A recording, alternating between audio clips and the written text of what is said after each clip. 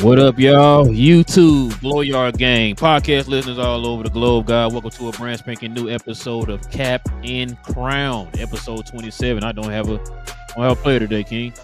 Couldn't think of nobody at 27. But listen, man. Oh, I'm sorry. No Jaja Pachulia. Oh my goodness. There you go. Listen, guys, we definitely glad y'all here rocking with your boys for a brand spanking new one, man. Y'all already know it's draft night. The draft is still going on right now. We definitely apologize, man, for the late start. But we definitely are glad y'all guys are here rocking with your boys, man, for another episode. If you are new to the channel, man, if you're into NBA conversations, whether it be new or old, do us a huge favor, man. Hit that subscribe button. Join us here for all NBA content. And also, too, man, everybody, please hit them likes for us tonight. Let's help us get them likes up. Let's get that algorithm built up, man, so we can find more NBA fans like yourselves, man. I see we got a few people, man, who've been joining the channel, man, who are new fans. Or should I say new to the channel, who are fans of other teams, the Brooklyn Nets, of course. Shout out to Rob. Jay Hardaway's been back here, man. You know, he's a fan of Sacramento. Melissa, how you doing out there? I know she's a fan of the New York Knicks. That's what we want to do, man. Let's get this melting pot of Wiz. Shout out to Wiz, man, New York Knicks fan. Trying to get this melting pot of fans out here, man, so we can have these conversations, man. But listen, got a special guest in the building, man. I don't know who this guy is. I think King might know who he is. But he's been doing his homework, man, on the draft. So he's probably the perfect guy to get on the show today, man. I talked to him earlier. I said, man, I see the work he's been putting in, man. He been grinding out there, man. So shout out to this guy, man. Shout out to a lot of y'all already know who this guy is, man. Shout out to Big J. Welcome to the show, man. New Glow Sun production member, man. What up, Big J? What's going on, y'all? Hey, man, I ain't heard from you, man, since yesterday, man, on Cause We Geeked. Cheap plug. Yeah. But yeah, listen, guys, y'all, like I said, y'all know the draft was tonight. A few trades and stuff like that. I think so. Hold on, make sure. Yeah, it was tonight. A few trades have went down. And we're not talking about the trades that happened during the draft. We're talking about trades outside the draft, stuff that happened like right when the new NBA offseason started. We're gonna get into that, man. So y'all guys ready to do that? Yes, sir. Yeah. All right, man. Let's get into this. Let's get into these trades. I'd like to report a trade. So check this out, fellas. We got the trade of all trades right here, man. Shout out to Demond and them, man, of We Talk Hawks. The Celtics receive George Niang. That's King's favorite power forward right there, man. He said he wished he had him on his team. Whatever team he was going for, he wished he had him on his team. A future second round pick. The Nets receive Terrence Mann. I know King ready to talk about that. They receive Terrence Mann and a 22nd pick. The Hawks receive Kristaps Porzingis. So, fellas, let me get y'all's opinion on this, man. King, let me start with you, man. Just think about this trade, man. Was it a win-win? Was it a lose-lose? Was it a What was it to you, man? So I guess everybody wins. I don't know how this goes, bro. For real. I don't know how to feel about this trade for real. I know that the number 22 pick is good for the Nets, right? I felt like the Nets had a bunch of picks in the draft that just happened. The Hawks at Kristaps Porzingis. Maybe that's the weakest part of the trade for me. You know how I feel about Kristaps. It's not even like a jab at him, but I just don't see him changing anything about that team the way it is constructed and what they're doing right now. So And then, but for Boston though, they're just getting rid of money and all, and trying to get picks and things like that. So Boston, showing off. Actually, I felt like in the past couple of days of trying to do a rebuild at the same time while guys down and trying to do a quick rebuild to possibly contend very soon. So I feel like if I gave it an overall grade, bro, I'd probably say the Celtics. I'm gonna say the Celtics get a B plus. The Nets got give them a B plus as well, and the Hawks I probably would give them a C minus. Okay. What about you, Big J, man? What you think, man? Well, for one reason, the Celtics get a AAA plus, and that's because the two moves they made combined saved them $235 million in penalty. So, because they were set to pay, so they was going to pay $225 million in salary, and they were going to pay another $285 million in penalty this year. So yeah, they got them out of the second apron, out of the repeater tax, and yeah, that saved that team from going crazy. In a year, they weren't going to win anything. Okay. To answer your question, King, like I said, shout out to Demond as well. Let's watch this channel. This is actually a win for the Hawks for multiple reasons. Those two guys you see on the screen were two of their worst contracts. They were going to be close up to, I think they were going to be over the first threshold. And you see what kind of team they have, and that wasn't going to be good for them to have a team over the first threshold for a team that didn't make the playoffs at all. It was like 4 or 5 games under 500. So, and on top of that, getting Kristaps Porzingis, he has an expiring contract. Oh, it's expiring. I was going to ask you that. Okay. Yeah, he has an expiring contract, and he fits in the offense that they've been saying that Coach Quinn's been wanting. He's been wanting a 5 that can stretch the floor. So that kind of helps them with that, and it helps with their size. Because right now they got a Conwu playing the center. Yeah, they got Conwu playing the center. He's closer to 6'7" than he is to 6'9". You know what I'm saying? So that's who their center is right now, which is why they were kind of hoping and praying that they were going to draft a center in this draft to try to help add with some size. So for them, man, that's a good move. Like I said, they're trying to accumulate some assets. What it looks like with that move they made here during the draft. Picking up another draft pick because they still got draft picks going to San Antonio. So them picking up draft picks, them clearing cap space, clearing cap space for this year and next year. So they're working their way, man. They got new front office, a guy who's aggressive. So we're gonna definitely see what they do. This is gonna probably help them in this summer's free agency too. So they're gonna have the money, they're gonna have the space, and they're gonna have somebody in there now with some vision. You know what I'm saying? So shout out to Atlanta on that. Boston, like Big J said, man, they're shedding salary. We're gonna talk about another trade they made. They're shedding salary right now. That's what they're trying to do. We talked about this last year after they won their championship, when everybody was like, "Oh, they can run it back for another 18 years." Then we were trying to tell folks that's not how that works. You usually get 2 years when you're over the second threshold. And then it's when the penalties start kicking in, which is why they're making these moves right now to get rid of some of this salary. You better be a dynasty. Yeah, exactly. Right. So the years of when Golden State was, paying $500 million every year in luxury tax, them days are over, bro. Like nobody wants to be. Matter of fact, look at Phoenix. Phoenix had that 1 year experiment, and it's like, nope, we're good. They're getting rid of stuff. Your boy Ballmer, the richest guy in the world, even he took a pivot. You know what I'm saying? Like nobody wants to touch that luxury tax, man. It's penalties not just for the money, but you certain assets are being taken away from you too if you're hanging around too long in the second threshold. So yeah. That's one thing. The Nets, I don't know what the Nets are doing right now. This is one of them cases where we might have to wait and see when they're finished with everything, because I don't know what they're doing. Like you said earlier, King, they got 5. They picked up 5 extra. They had 5 total draft picks here in the draft. The rumor was they weren't going to trade any those picks. They were going to keep those picks. Then you pick up a Terrence Mann when you already got like a what's the boy name, Cam Thomas and all those guys. You got a bunch of guards already. You got a guard, so I don't really know what their direction is right now. So I'm not going to judge them just yet until we see what the finished product is. I mean, we could probably go off of their past because they be doing some questionable stuff in the past, But for right now, maybe they got something. I don't know.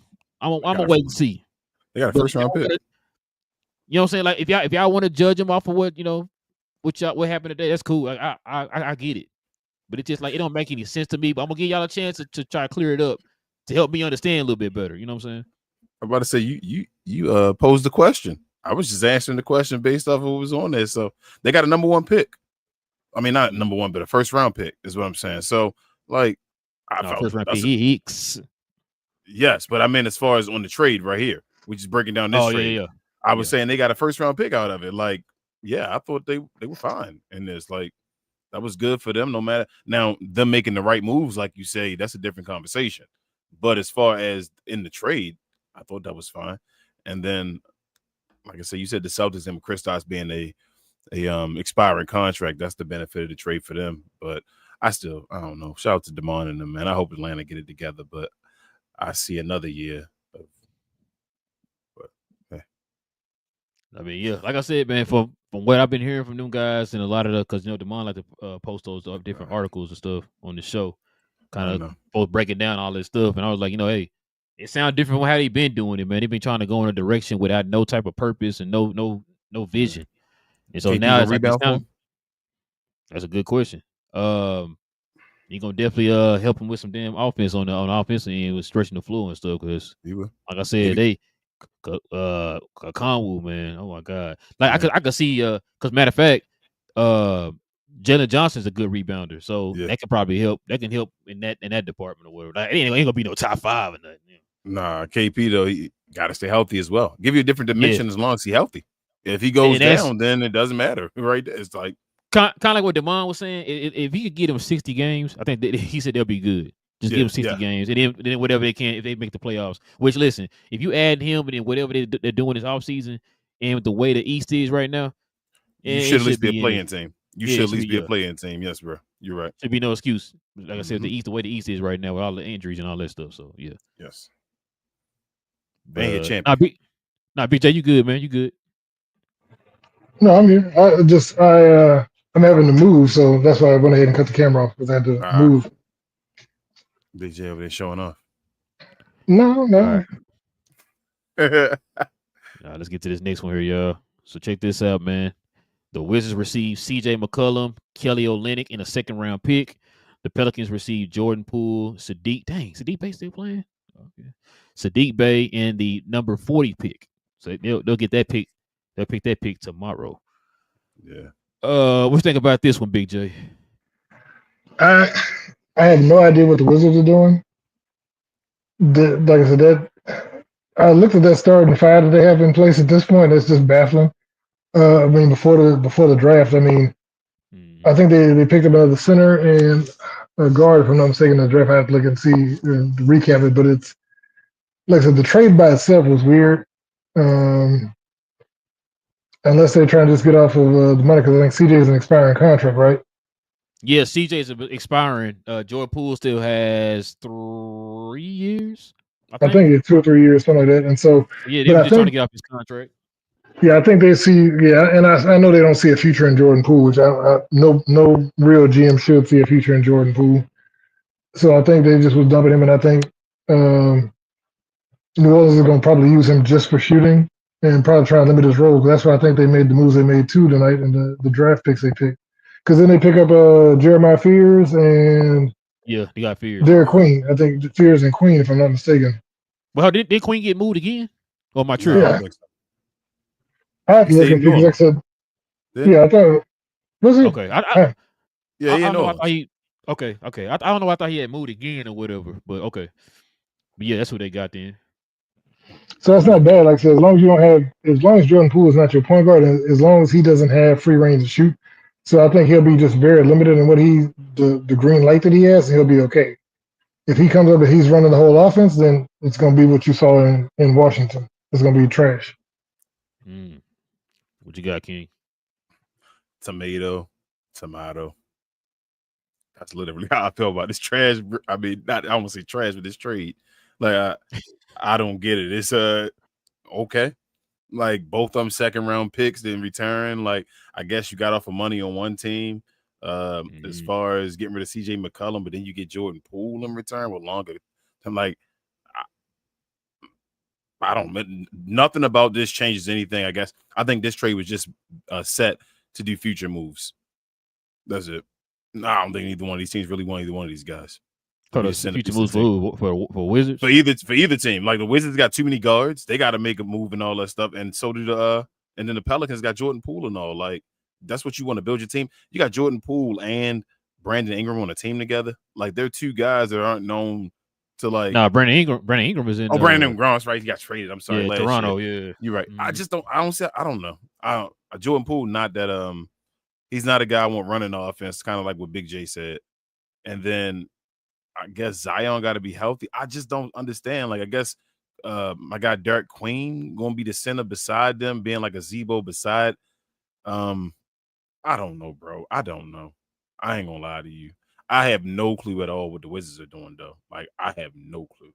I never understand what the Wizards are doing. They need to just sell that team and just move. But yeah, like I said, CJ McCollum is an expiring contract, so that's cool. You get off of money with that, but who you getting in his place? Nobody gonna sign. So I have no clue, bro. Yeah. Man, so I took a couple things I take away from this trade. Like you said, that does free money up for Washington because they're getting off of that Jordan Poole contract. Second thing is, with Jordan Poole on that team, is DeJounte Murray gone? I don't know. That's what I'm saying. He been making some comment. He made a comment on the podcast about how he feels about being in New Orleans. Yeah, but once you do that, though, bro, you mess with your trade value. I mean, it could be, but somebody gonna be gone, bro. Somebody gonna be gone. Because they picked somebody else up too, I think, didn't they? I'm tripping. I feel like in the draft, I don't know the exact like everybody in the draft, but I feel like when we're going through the whole draft lineup, they were picking up some people that fit in them. Like, I gotta know the whole team, but like what does this move do? Like, if this was last year, we were sitting there and this happened, what would we say?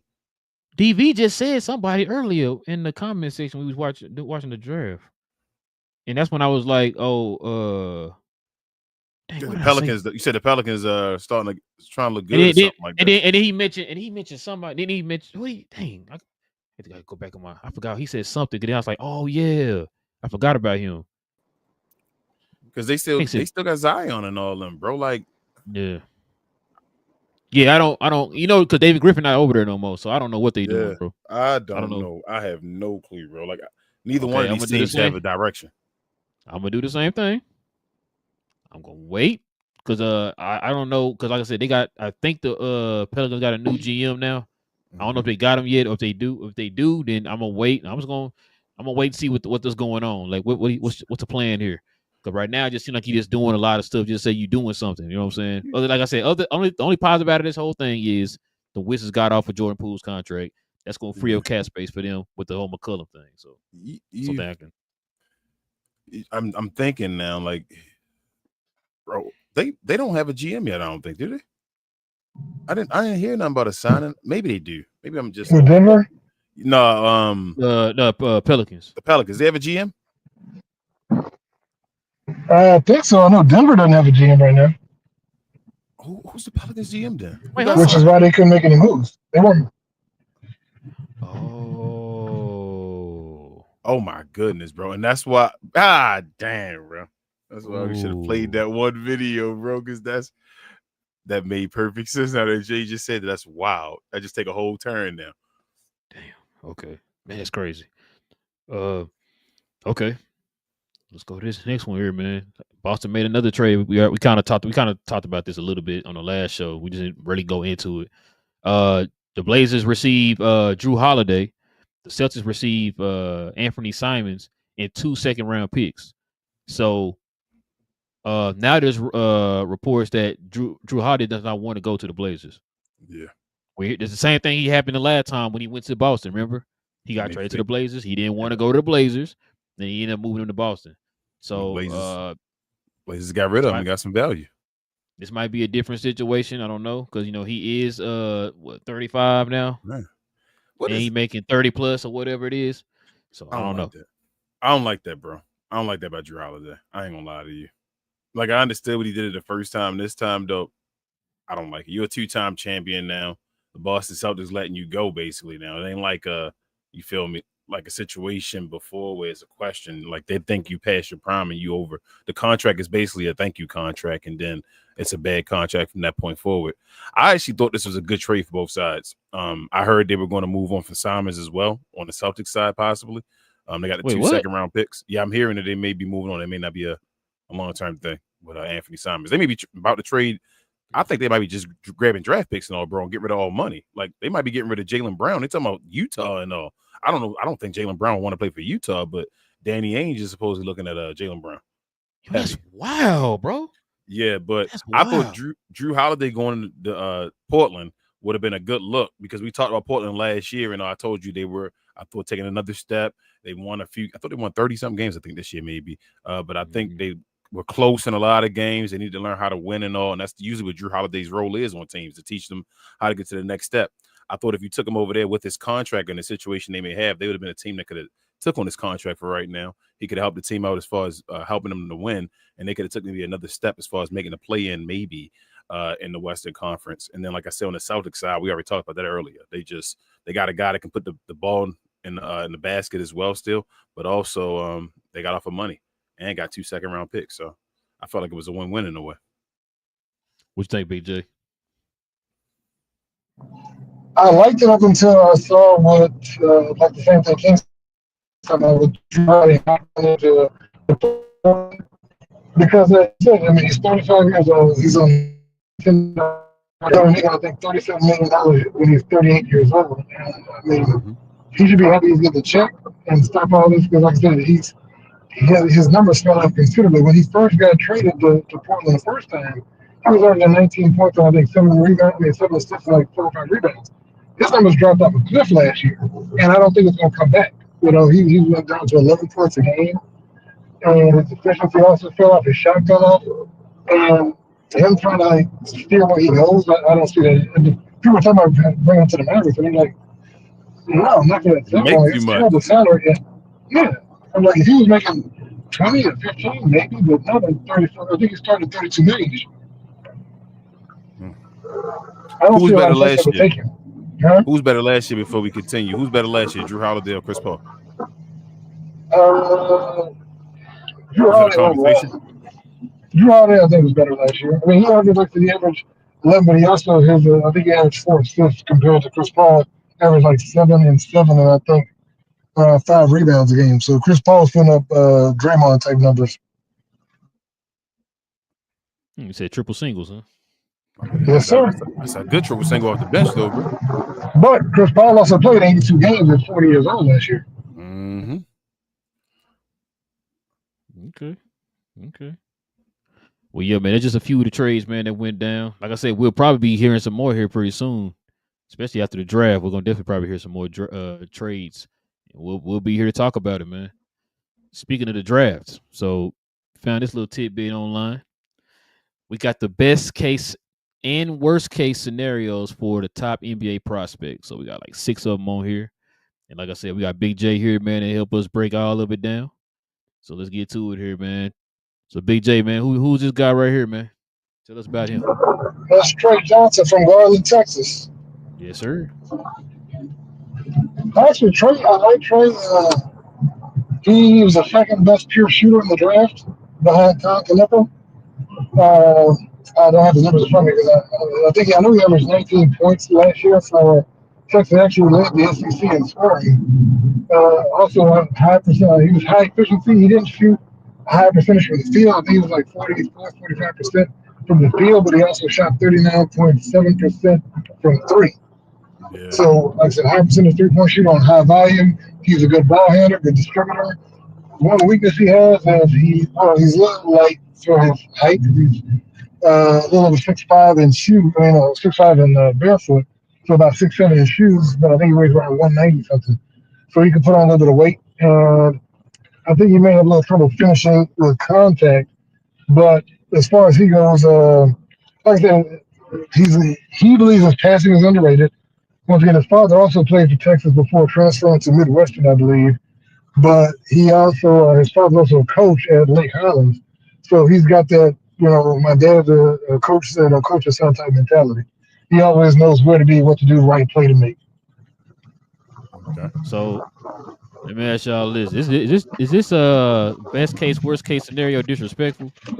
That means I feel like that means he's like projected to be just a good NBA player. I mean, Jordan Clarkson's not terrible, but I that's what I'm saying. Yeah. And Tyler's not the greatest, but the things I'm gonna let you know some things I heard though, Jade. I was like, okay. I heard he was 6'5", right, which was okay at the guard position, but they say he have a 6'10" wingspan though, and I was like, oh man, what? A 6'10", like that's a different beat. I told you, height is not really the deciding factor for me in the NBA as much as the wingspan is. Like wingspan is how you play. Like height is just up and down. You put your hands up and all that. So with him having that wingspan, and then also I heard he might be the best parachuter in the NBA, in the draft. Because I heard that Khan is the best, obviously by far, spot up shooter, catch and shoot guy. But this guy, like you said, I heard he shot 41% on catch and shoots, but also 39% on unassist 3-point shots as well. So I'm like, this dude, they said this guy may be the best shooter in the draft overall. Well, see, the thing with Trey though is so Trey is better at creating his own shot and creating for others, but he struggles on catch and shoot. They said, but I heard his catch and shoot was 39. I don't double check. I know I looked at a few spots and that was the only knock I saw because they said because he values his playmaking and he said that's one of the most underrated parts of his game. They said like he's one of those that kind of needs the ball in his hand to be effective, and so that could be an issue at the NBA level. You know what I mean? Because but he's going to where did he go? I don't know where he went. Where did he go? He didn't go to New Orleans, right? No, that was no. Oh crap, I'm blanking. He didn't go to Brooklyn, right? Is it Brooklyn? No, Brooklyn took Yegor Dimon. I can't remember, man. I didn't feel that quick. And he didn't go 3. Did he? Yeah, he went to Philly. He went 3. No, he didn't go 3. That was VJ. VJ went 3. Yeah, VJ went 3. Oh yeah, VJ went 3. So 4 was Con Knipper. I see the. He must have went 6. He must have went 6 then.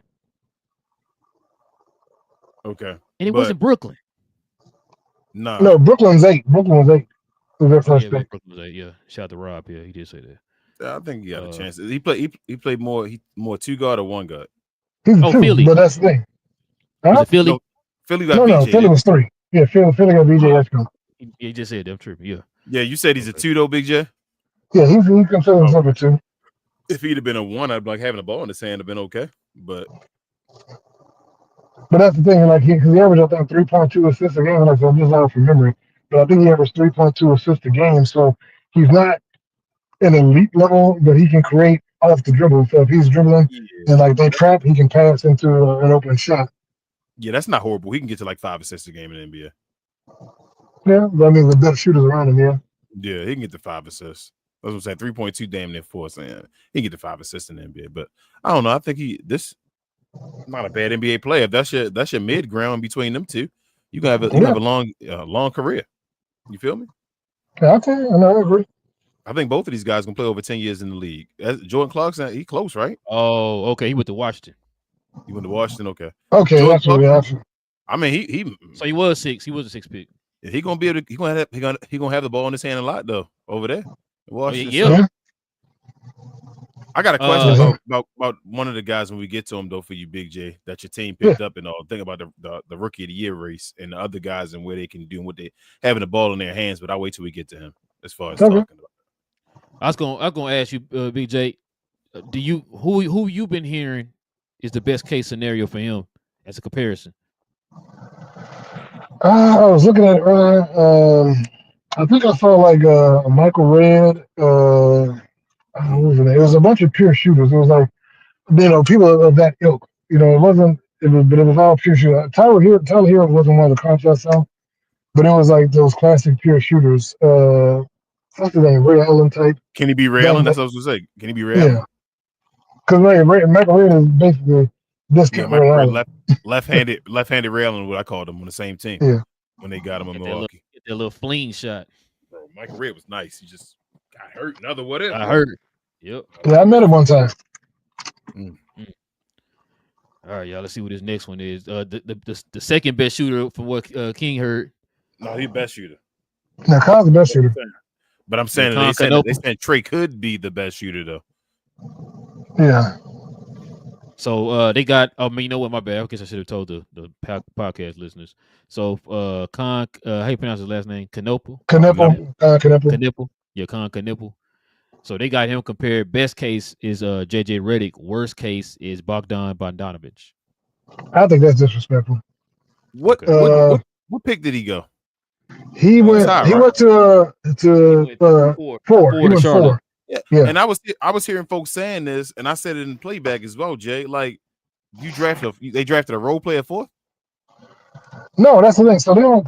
He's not a role player. So what you got to realize, Con Knipple is a shooting guard. One of the things that they do need in Charlotte is shooting, and because you got Melo, and plus Charlotte got other problems. I don't know if y'all heard all the stuff going on with the draft, but this is the second year in a row that players have refused to go work out for Charlotte because they didn't want to play with LaMelo. Yeah, I heard that. I've been hearing that a lot. Yeah. So to me, that's going to be like you might need to look at trading LaMelo. Straight him all to LA. That's what I thought the plan was. So not the Lakers, the Clippers. I'm sorry. Go ahead. No, I feel after that, Big J. So who you comparing him to then, Big J? Who would you compare him to? I think something. Who's he a good comparison with? He's Adam Morrison. No, stop it. No, so here's the thing. No, Gordon Hayward is there. So Gordon Hayward was his comp. Okay. All right. Okay. He's a good team defender. Yeah, he's a good team defender, not a good one-on-one defender. He's got enough weight because he's about 220. He's not light, so he can take that contact. He can play a little bully ball. But he's 6'5", barefoot. Why everybody 6'5"? That's the height now, man. That's like the minimum, yes, bro. 6'5". Yes, man. That's wow. But up to the 6'6", 6'7" guys, man. I mean, these guys playing point though in one. Them 6'7" guys are the guys that like 2 power forwards now and all that. Yeah. No, they centers. That's PJ Washington, man. They right though. Like it depends. It depends on how you play. Because some power forwards in the league like 7 feet, like damn near Kevin Durant, and LeBron like what 6'9". Well, see, Cooper he'll probably be almost 7 because he's what 6. He's almost 6'8" now, barefoot, and just about to be 19. He may grow another couple inches. A lot of these guys will have growth spurts. Yep. That's crazy. The Duke, he could possibly be damn near 7 feet. Is he quick though? I was watching his highlights though when they were showing him get drafted. He did kind of remind me of JJ Redick. Kyle Knipple is not explosive. Like I said, he's got decent quickness. I think he had like a 34.5-inch vertical, so he's not trash. He can get above the rim, but he's not consistently finishing above the rim. Mm-hmm. And but other than that, like I said, his biggest thing is like I said, he's a good team defender, but he will get blown out on ISO type stuff. So unless he has good help, that's right. Because remember, he had Cooper and Kamar Norwich backing him up. Mm-hmm. Would you bet your house on him being better than Bogdan? I think so. So would you bet your house on it, or you just think so? I think so. Wait, which one is Bog? Because I always forget the two Bogdanovich. One of them can shoot, and the other one can't. The one that played for the Hawks. The Hawks, yep. The younger one. That's one that can't shoot, right? Yeah, the other one, Bob. I thought both of them could shoot. Yeah, both of them can shoot. I thought one was averaging like 20 points a game. The other one was like 16, 15, but. Well, the other one is done now. Like the older one that used to play on Utah, he's like older and injured and all now. But Bogdan is a younger one that can get you buckets. Okay. Don't usually show up in the playoffs. I have to look and see, but I think he'll be better than that. I think he'll have a better. But like I said, his only issue is going to be he's one of those. Like I said, he's just a pure shooter. So I don't think he's going to have issues. He's not a scorer. Like I said, he's a shooter. Like he averaged 40.2% from 3 last year. He better than Dalton. I think so. I think he'll be better than Dalton. Okay. And he's also a smart player. Like he comes from a family basketball. Like his dad was his dad and his uncles all were they toured nationally and playing in 3-on-3 tournaments. Mm-hmm. And also one of his uncles, his mother's brother, went pro. He had a year he played for the Bucks. And so he's got that in his family. I think his mother also played college ball. All right. I ain't gonna lie to you, Jay. When I heard this trade, I'm sorry, not the trade. When I heard this draft pick, I thought it was stupid. I don't know much, like I say, about him. But the only reason I thought it was stupid is because he seems like a guy he's a marksman, he's an assassin, he has A a purpose, a specialist. niche. He's a specialist. There you go. Thank you, Rel. And I'm like, the Hornets shouldn't be drafting a specialist right now.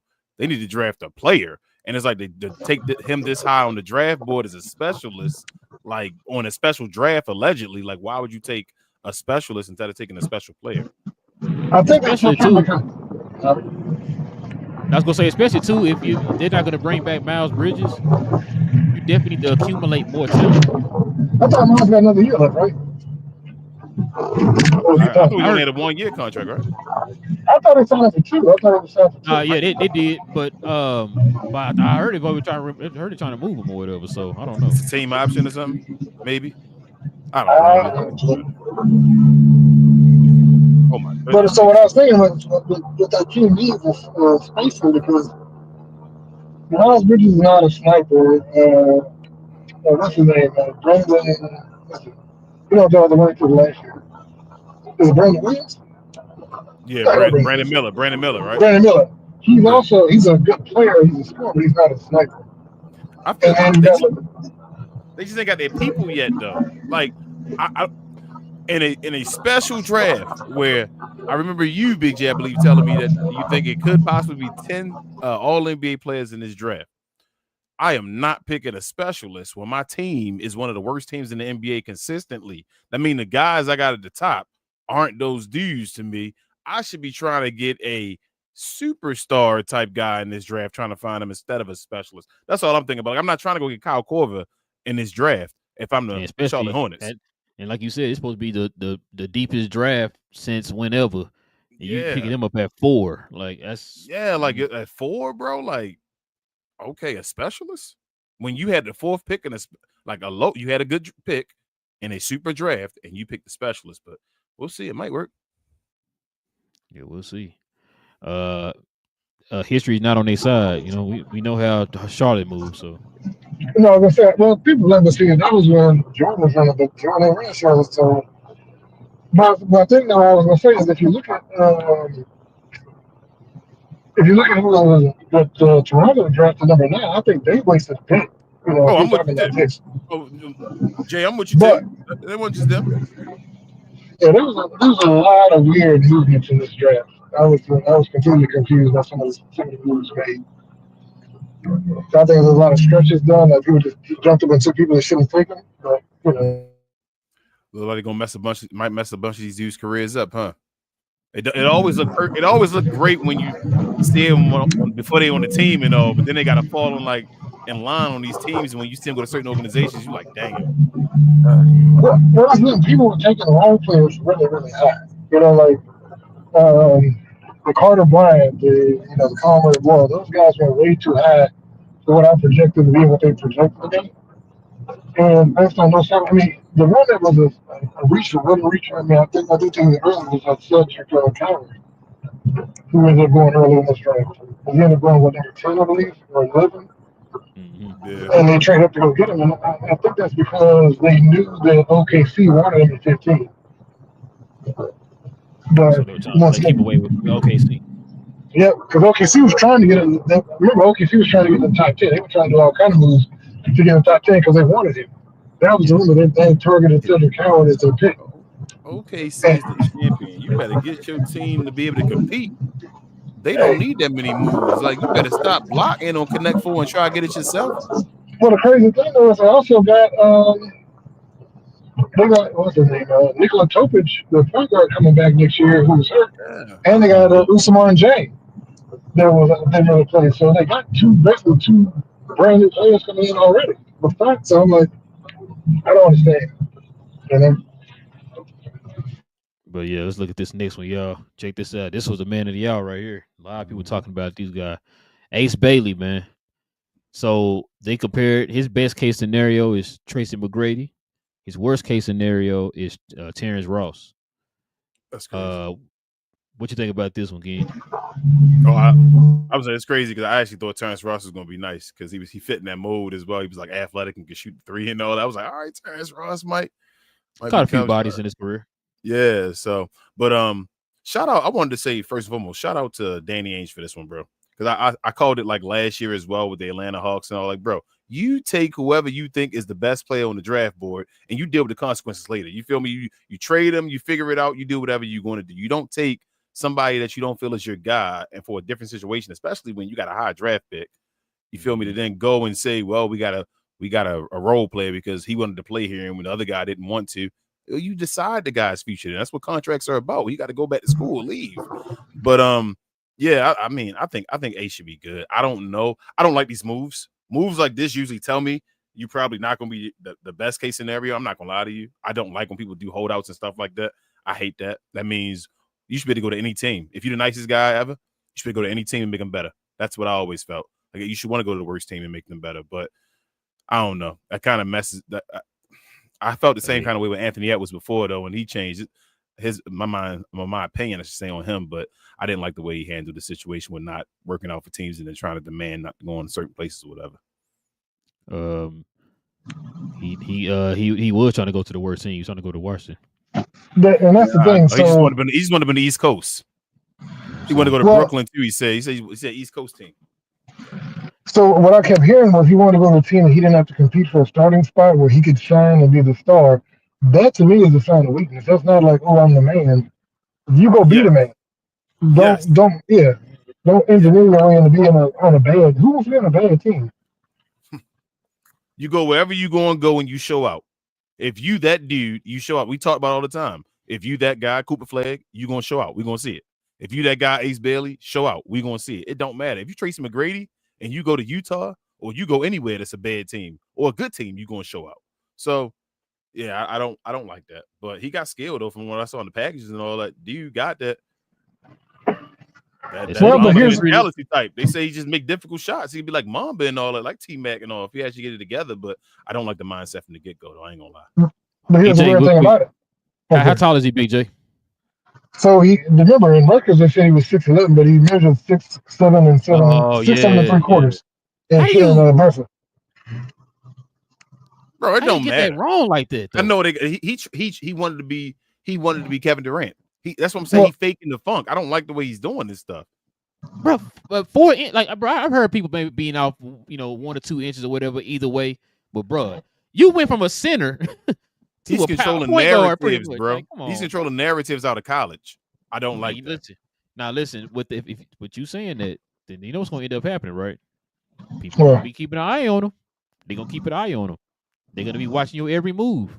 Yeah. You have a bad game, even though it's fair or unfair. You have a bad game, they gonna be judging you, bro. They're gonna be all on Twitter. So, he was doing all this and that. He ain't all that good. You know how people are. You know, but he could be the best player in the draft, though. So can I throw something out there for you, though? Yep. Yes, sir. Mm-hmm. One thing that people, especially in drafts, use as a guide to how good of if you're a scorer, how good of a scorer you are is what free throws, right? Mm-hmm. Yeah. You know, you average 69.2% from the free throw. You said 59? 69, which is not good. Or that's not a good free throw percentage. If you told me how does he shoot? Does he fling, or does he have a or does he just shoot a regular jump shot? Does he like shoot like a how Tracy McGrady shoots a dart, like he shoots like a straight line drive, like Luka does a fling line drive, and then certain players like shoot the ball and it's like get air. Got that high arc. Yeah. How does he shoot? Does he shoot straight? I looked at some of the videos. I think he's more of a high arching, but the thing is, it's weird because he also shot I think 10% higher on contested off balance shots than he did from regular shots. Yeah, he's real weird. He LaMelo. Okay, go ahead. No. So they say he got Mamba mentality and all. They say he's the most he makes the most difficult shots in college by far. Is what I heard. I think Jay Ballas was saying. But as far as he could be the best. I hear that height thing was crazy. I don't know, bro. Even if you're 6'7" and you Tracy McGrady, you feel what I'm saying? Like that's I've never heard that before, bro. How you get wrong that bad? Well, he said he's 7'1" now. He's 6'4". Wait, what? If he was shooting line drives, though, I would understand him shooting lower on his free throws. Like maybe he can get better at that. But if you say he shoots with arc on his shot and he has a bad free throw, then I ain't gonna lie, that kind of worries me. But Like here's you the other said, for weird thing, example, though. because Luka shoot, like you said, he shoot those straight Yeah, shots. he shoots line drive. And That's why his free throws yeah. are shaky. But go ahead, BJ. No, I'm saying another weird thing. So this is what comes to me with the whole mentality, because he comes from basketball family. Like his mother played in the WNBA. His father he played at I forgot what school his father played at, but his father was a college player. And now he's a coach. His aunt, I think from his mother's side as well, was on the '96 Olympic team, and she won the gold medal. So, but the thing is, his agent is a friend of the family, and that's who was giving him that advice. And I'm like, so they said that's why it's bad, because I looked it up, and his agent's son was also a highly rated prospect. I forgot who it was now. But he ended up playing, I think, 1 year in the league, and he's been overseas ever since. Because once again, I think they mismanaged and mishandled his stuff, his career. I do not like Utah. I do not like Utah. He I like what he did. I like what he did. Like you said, if he actually sits back though and actually takes this seriously and says, "Oh, you know what? I mean, you telling me stop all that. I don't want to play here. Play beside Laurie Marketing and all this." If he's really that guy, like he's one of the guys I was going to ask you about. Like he could be rookie of the year. He's got the ball in his hand. Yeah, It's like you said in Utah too. Yeah, like they're going to let him play. They're a bad team. You feel me? Like you could be rookie of the year and turn them around. What's the name? What's the guard name that got hurt this past season? He out for like he remember he injured his leg in that Mav game. Oh no, he was a guard. That's Taylor Hendricks. It was a power forward, small forward. That was at the beginning of the year. Yeah, the younger dude that hurt himself. Yeah, he got. Ooh, I forgot his name. He's gonna have some opportunity. Someone with a K. Hendricks, I think, was last name. Hendricks. Yep, it is Hendricks. Yep. I'm sorry. You're right. So yeah. So I mean, so who do you see him being, Big J? It all depends on how seriously he takes this. If he takes it serious and he goes ahead and commits to Utah, he'll be fine. If not, like I said, he could be one of them flame out people. He could be a flame out. So you can't see him being Tracy McGrady at best. I can see that. Yeah, I can see that. Mindset, bro. It's about his mind. If he goes in there with the mindset, I'm a killer. You feel me? This is the game. That's why I say I don't like that stuff. But he makes difficult shots. I love players that make difficult shots. That means you hated the game. You feel me? Because you're gonna have to take difficult shots in situations. So if he can make difficult shots, like Jason Tatum and him take too many difficult shots. Like sometimes he don't know when to cut it on and cut it off. But if you can make difficult shots, so already you're known as a difficult shot maker, your games will get even better. Like it depends on his mindset. Yeah. Oh, my bad. 37%. I think he shot 37% from three. So once again, he doesn't shoot it. If you're that sniper and you're powering yourself up to Kevin Durant, you should have shot a higher percentage than Cooper. I'm thinking because Cooper was like an all-around Swiss Army knife. He shot 38.6%. You shot 37.2%, but you're supposed to be the sniper. Does he have the same team around him though as Cooper? I'm sorry. Well, it's him and Harper. Yeah, Harper. Yeah, Dylan Harper. So it wasn't trash, but and they were on a team where they both had green lights. Yeah. Yep. And I put up to say because also too Cooper's 3-point percentage shot up in the tournament. I think he shot like 41%. I think in the tournament. So. Yeah, Cooper turned it on in the second half. Yeah, he did. Speaking of which, gotta put BJ on mute, man. JR doing the free. Yeah, BJ, check your back. Go to your settings, man, and turn your background off. Turn your background noise off. But yeah, check this out, man. Dylan Harper. We just talked about this guy. This is the interesting one to me right here, man. What do you think about this one, man? Dylan Harper. They said best case scenario is Cade. I heard them talk about this during the draft. Cade Cunningham, and his worst case scenario is RJ Barrett. This to me, what I hear, this the guy that everybody is afraid to say might be the best player. This the guy where it's like, all right, Cooper's supposed to be he's the safe pick, he's the best player, but a lot of people are telling me if there's a guy that could be the best player in the draft and it's not Cooper Flagg, watch out for this guy. With him being 6'9", point guard and all that stuff, he's the best. They say he controls the pick and roll already, bro. In the league, they say the only thing he has to get down is his jump shot, and if that gets down, like they say, everything else he can finish at the rim. Like he plays the point guard position, gets you assist and all that at 6'9". Like, so he pretty much he's dead. And he and Anthony, that your boy Penny Hardaway type level and all that, bro. Yeah, so he better than his dad. His dad was only what 6'5". Ron Harper's only 6'5", right? He's not that tall, King. He's not that tall. I thought he was taller than that. No, he's like 6'5". Okay, yeah, he's 6'5". They're that 6'5" number again, bro. Oh well, 6'5" is still fine in the point guard position. Those two. Yeah, no, So yeah, he is like his 6'5". dad. I thought he was taller than that, but 6'5" is fine too, though. I'm sorry. He's not athletic like his dad, though. Nah, but it seemed to be a better play, like all around decision maker and like playmaker than his dad. Whoa. We gonna forget about the Bulls? I mean, was Ron Harper really the point guard on the Bulls? Yeah, he's the point guard. He played point guard. Was he really the point guard on the Bulls though? Yeah, he's getting you like 5 or 6. What's up? Okay. Don't do that, man. He was kind of the point of attack defender on the Bulls. All right. I love Ron Harper, bro, but all right. Nah, it was whoever they gave the ball to out of bounds, because I told you they had Jordan, Pippen, and Ron breaking the ball up. Yeah, so. You know, Ron just played the position because he was that height, bro. Like their point guard was their small forward, so they had a free spot at the point guard position for anybody to play, and he just got a defender. No, like that's not to discredit Ron Harper. Obviously, you know, Ron Harper was truthing off for a second, but he wasn't the point guard though. That was Scottie Pippen and then MJ. Yeah, and then Rodney Brown. But now, what you think about this, Big J? Is he Cade Cunningham? Keith Booth. You put Jay on mute. Did you mute him? No, I think he muted himself. I muted myself. Oh, okay. You guys know what I think about Dylan Harper? Yes, sir. Yeah. So I think he's clearly the best point guard in the draft. Not an amazing shooter, but a decent shooter. Good finisher, can finish through contact because he's about a little over 200 pounds. He did lose some weight toward the end of the season because he was listed originally 220.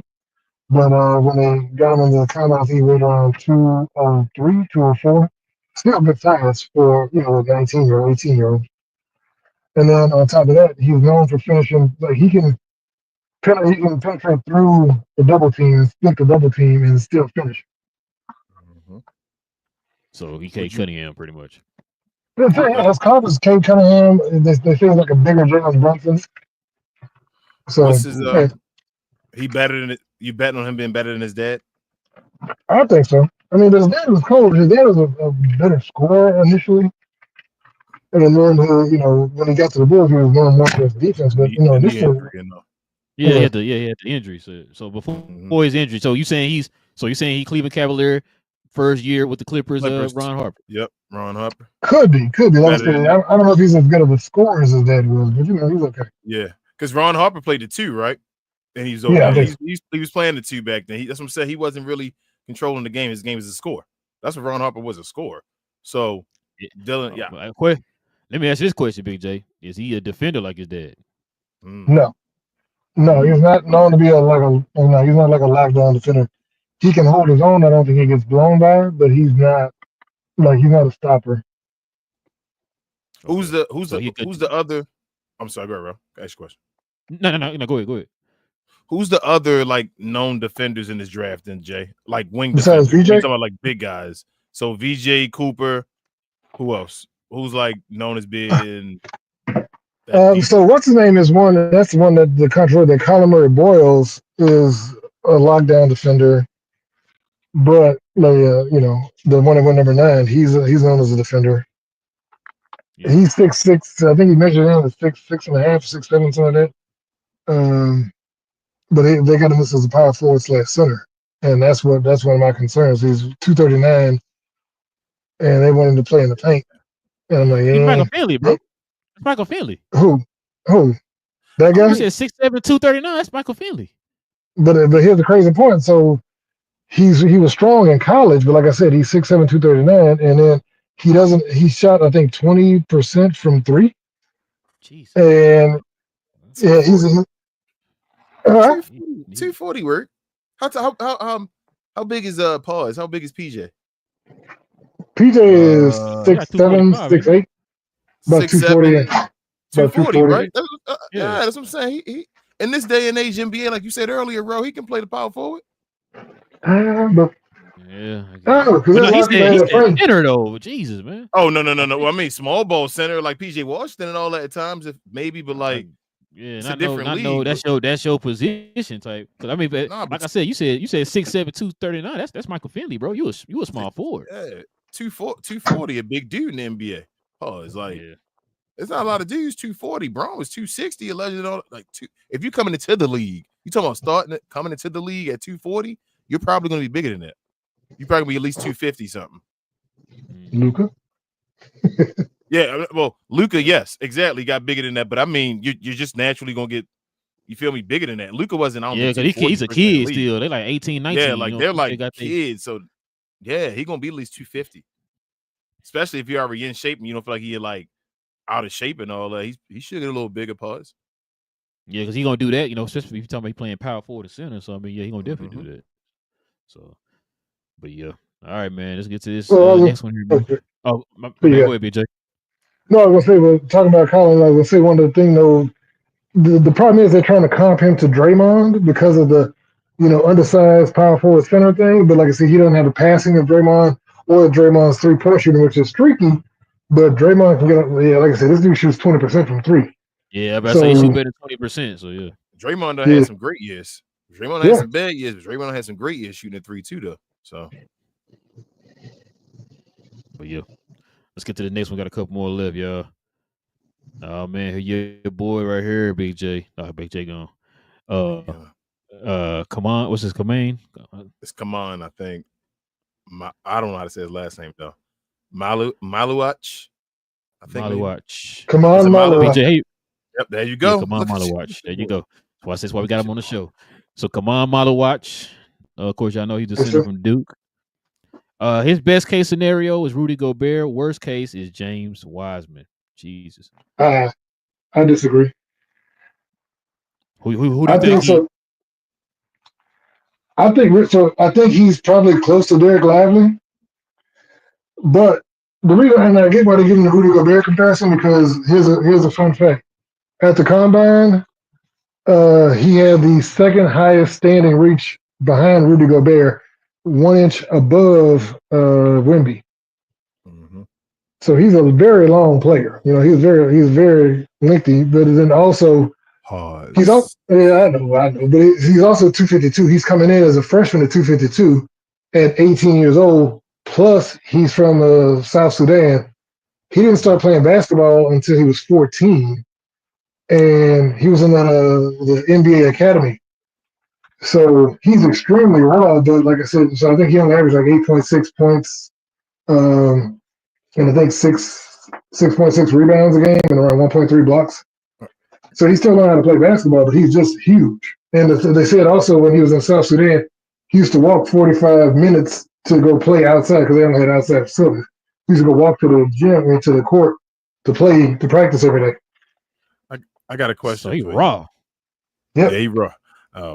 I got a question for you. As far as if they play 1-on-1, right? Who do you think will win? James Wiseman or Rudy Gobert? Well, so here's the thing. I think actually Rudy, because I don't know if you know, I've seen when Rudy played Wemby 1-on-1, and Rudy was giving Wemby headaches. Right before Rudy came. Yeah. I got you. Yeah, okay.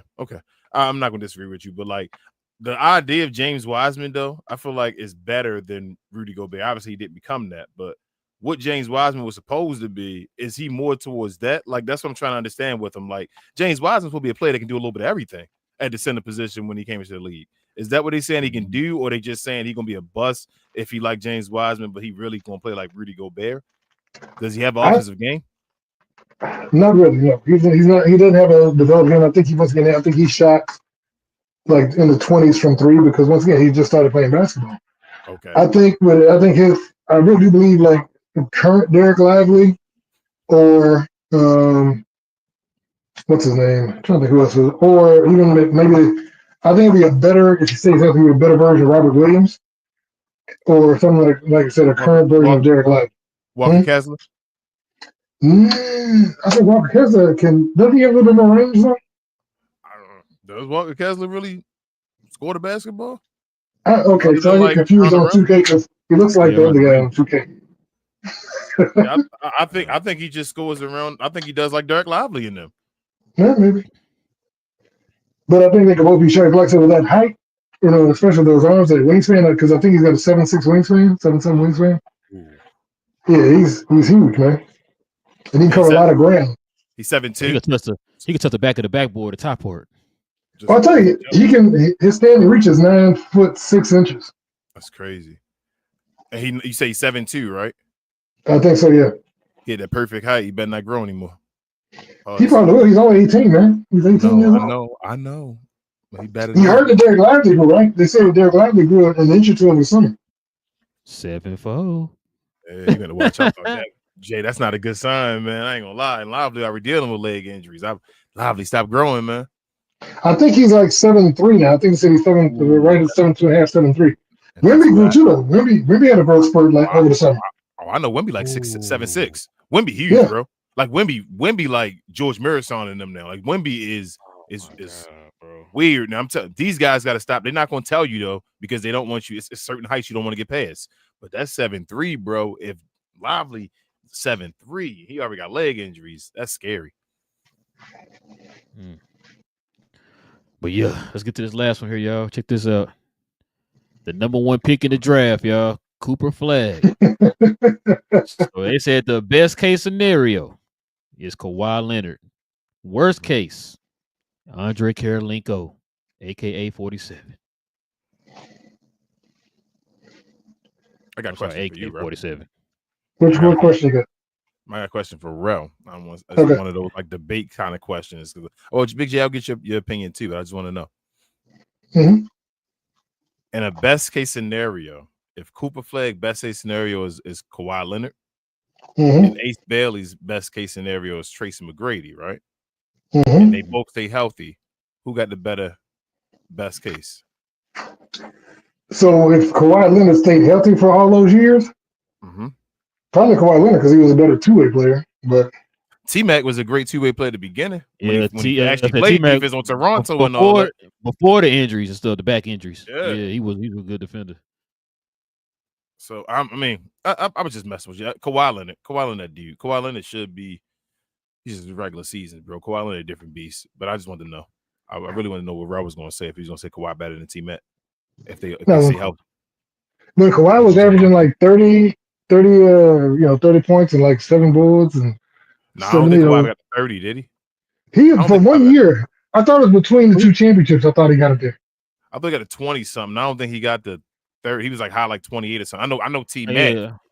T-Mac was leading the league in scoring at like 22. First year in Orlando, 32. You feel me? Like so yeah. I don't know. It's like, but Cooper Flag, Jay, I see this guy moving. I think he's skilled and all that. I'm just wait. I gotta wait to preseason, man. I gotta see him play against the other guys because it looks like he's gonna be skillful. The way y'all pushing this guy, I'm like, yo, what am I missing? But I'm gonna see. Yeah. What'd you say? I said the way y'all I see that he's nice. I see his moves been watched. I watch his packages, pause and all that. But he got a shot. He got all this. He play defense. Everything, but the way he moves to me just isn't generational. Like there's always that something like, all right, you quick twitch, you this and it's like I feel like he's good. Like he's like a guy that knows the game of basketball that's good. But I'm like I don't know. Like he don't like to me. He don't like he gonna be better than Anthony Davis. Like that would be a long shot to be like, bro, he gonna be better. This dude gonna be better than Anthony Davis. And people telling me like, no, he's gonna be better than Anthony Davis. And I'm like, huh? But we'll see. I think so. Here's what I think. Honestly, I got to tell you. I think so. All right, let me ask you a question. If he has the career that Grant Hill would have had if he never got hurt, would that be terrible? That's better. I think that's better than Anthony Davis. Because I went back and looked at Grant's numbers, and I could see him putting up Grant Hill like numbers. Like I said, because what's his name? Even Coach K said it. Coach Shire said it. They were saying that. They said the closest thing to him is so Coach K and Coach Shire both said he had the best rookie year they've ever seen, like one and done year they've ever seen at Duke. They said the best player they've ever seen at Duke was Grant Hill. They said he was the best overall player they've ever seen at Duke. But they said that they believe that he had the best one and done year at Duke. I swear I do not get these coaches and all what they be saying based off of how the game was played. Like Grant Hill, the best player you ever saw, but you got Christian Laettner of being the guy over him. Even if it led to like a championship, and I got you, but like what? So he had a better season than Zion? That's what they saying. They said all around he had a better season than Zion. So Zion, I don't think was known for the defensive side, and that's the thing. Cooper kind of did everything. I think Zion put up more points, pure points. And if you look at even, he wasn't at Duke, but I would say if you look at Anthony Davis, I think had the best single college season for a one and done player ever. When I looked at his numbers, I was looking at all those comparatively. I think Anthony Davis is because I looked. Anthony Davis like 22 points. I think like 12 or 13 rebounds. He was Anthony points. Something like that. When I looked at his numbers in Kentucky, his numbers were ridiculous. I thought he had like 13 Anthony points. Davis. Am I tripping? Hold on, let me pull it. Oh, am I tripping? I thought Anthony Davis had like low points in college. Yeah, because I remember saying like when he was coming out, it was like comparing him to Garnett and all that. I'm like, bro, Garnett has like some he don't score. skills. Yeah, like he I feel like score, that was a part on. Hey, so I thought it. Can you hear me? Yes. Yeah. So I see it. So he averaged 14.2, 10.4 boards, 1.3 assists, and I think he also had something stupid like what was the blocks? Yeah, 4.7 blocks. Yeah. The rest of the game was already complete and total. Like the issue, the raw part was the offense, was the scoring. That's what it was like. Is he going to be a regular scorer? They said that's going to come around. He's going to be fine. But every other thing was there as far as Anthony Davis. But they say he better than Anthony Davis. They say he better than Zion. Well, no. So they said that. Remember, I said that they said Duke player. So if you go look at historical, like I told you, there's only been 4 players. If I'm not mistaken, there's 4 players that had the college player of the year as rookies. As a freshman, and that was AD, Zion, him, and Kevin Durant. Yep. Those are the only 4 players. Hold on. I thought Melo didn't get it. Melo didn't get it? No, I don't think so. No, they said it was only 4. They said I looked. Hold on. Michael Beasley didn't get it the next year after Kevin Durant. Consensus? No, I don't think. I think they may have won one of the because there's multiple player of the year. Yeah, but those guys won. Yeah, they won all of them. Melo didn't win? That's wild. But Beasley had better numbers than Durant freshman year though. Oh, don't tell people that, bro. Don't tell people about Beasley. Michael Beasley? Yes. Yeah. Michael's nice, I know. I remember. I'm trying to figure out how Carmelo Anthony didn't get it though. Like LeBron didn't go to college. Well, so here's the thing. There was Melo didn't really put his stamp on it until the tournament. That's when he the tournament. I think so. Yeah. Yeah. That's when he really made a name for himself in the tournament. But I'm gonna tell you something crazy though. So there was a guy that almost won one of the college player of the year, Johnny Broome. Mm-hmm. And I looked up, he's expected to go late second round. And I was like, huh? Because I looked at his numbers, and I guess he had decent numbers, but all his measurables and stuff are terrible. And so I was like, man, I don't know how he did it. How many years did he play? How many years did he play, Jay? I think he played 3. He gonna be nice. He gonna be nice. You said Jalen Brunson? Jalen Brunson, he gonna be nice because the league gonna miss out on him doing intangibles and stuff like that. They trying to look for when it's like, yo, this dude a winner. What are you looking so hard for? And he's been here winning. Then go ahead and pick him, but he gonna be nice. I think they're getting away from that. I do believe that the league's getting away from the if you're not a one and done, you're trash thing because, like I said, with the NIL changing everything, it's making a difference. Because, like I said, a lot of players are making business decisions and going back to school. Because, like I tell you, Cedric Coward, who went number 11, he went number 11. He was about to go to school because he was at Washington State, and he was a D3 player. And he had missed the year because he got injured, had a shoulder injury, and was going back into college. He was going through the transfer portal to go to Duke, and I think he was promised like $4 or $5 million total between NIL money and the transfer portal money. And he ended up staying because he got a bunch of promises when he went to the the thing. Otherwise, he would have went back. But like I said, there was another guy, I forgot his name, who they said he was expected to go mid-lottery, and after the combine, he dropped to like 19, and he would have been making $3 million the first year. And they said his money in the NIL was $6.1 million. So he went back. And they said a lot of players did that. They looked and like, it don't make sense for me to go pro. I make more money. I mean, if you make double the money, if you're not a lottery pick, you're not making the same money that you would as a star in NCAA right now. So I think the NBA is going to have to bump up that rookie scale if they want the best players coming out. I think it's also a test too, as it should be. I think you should. So that's another one of those mindset things. Like, you really going to give up the NBA because you're going to run overseas and say I'm getting paid $1 million less for a couple years? That's the thing. But I saw what you posted about Cooper. You know, talking about if he hits all of those the maxes, you know, he could make over $1 billion by the time he's 32. Yeah, I mean, but a lot of guys don't have a mindset. They think like, and I think what it is it's, huh? I'm about to say, I just always thought if you nice. I felt like you know that old school basketball mindset. Like, bro, if you nice, you nice. It don't matter where you come from or where you are in the draft. You just want to get in there. Pause. You feel me? Like, I just want to get on a team as soon as possible so I can show the world how nice I am, and then, you know, just keep it moving. But it seems like now people thinking different mindsets and all now. And I'm like, well, bro, I kind of don't like that. I'm like, if I was a GM, I'm like, oh, you wanted to walk away and do this, then you really don't want to be here then. Well, let me ask you a question though. So that's cool, and I get it. But if your whole family's poor and your whole family counting on you, like, you know, a lot of these folks are, if you can make if you guaranteed to make $4 million or 1.5 or not get drafted, you know what I'm saying? Yeah, because you can't go back. Not get drafted. Yes, yes. So I'm with you 100% on not getting drafted. Tip.